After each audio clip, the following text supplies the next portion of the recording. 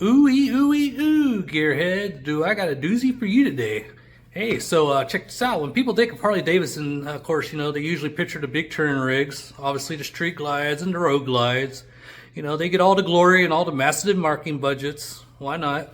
But you know what? If you look at what's happening on the streets right now, the heavyweight era is shifting, guys. The bikes truly define this modern era and attracting a completely different generation of riders are no longer those 900-pound haulers. Guess what it is? It's these, the Sportster S and the LowRiderS ST. So today, guys, we're breaking down why these middleweights are dominating the conversation and the used market. So let's get into it. Let's start with the icon first. We're going to start with the Sportster. So guys, for decades, it was the reliable air-cooled Evo. It was simple, raw, and approachable. And then came the RevMax engine, and it changed everything. The Sportster S and the Nightster represent a massive high-tech leap.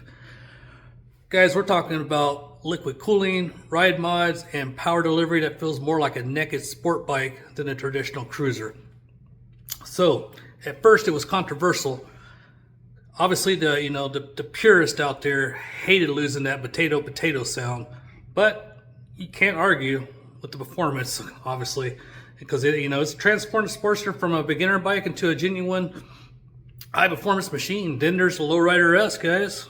Obviously, for years, the Dyna was the enthusiast choice of the club-style build, but when Harley moved the LowRider to the soft-tail chassis, ooh, things got serious. Now the LowRiderS and the fairing-equipped ST has officially replaced the Dyna as the gold standard. So with the Milwaukee 8 117 inverted forks and the aggressive West Coast look, it's the bike for people who want to ride their Harleys hard. It's nimble, it's fast, and it's become the ultimate canvas for customization. So guys, the question is who is buying these? It's not just the new riders, it's the veteran riders too. Hey.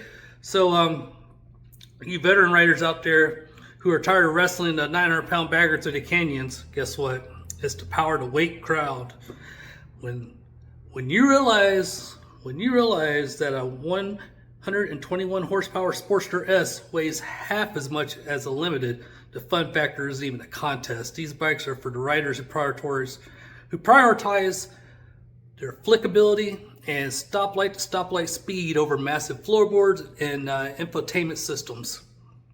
Times are changing, guys, and you know what? The dealers don't lie. The dealer truth is also telling. These models are holding their value incredibly well because the demand is sky high for these models right now.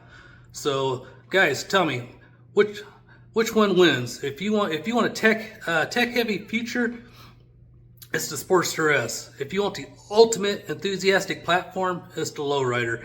Either way, the big touring bikes might have glory, but guess what, guys? These two have the crown now. So hey, let me know in the comments, guys. Would you take the RevMax power or the 117 torque? I'll see you in the next one.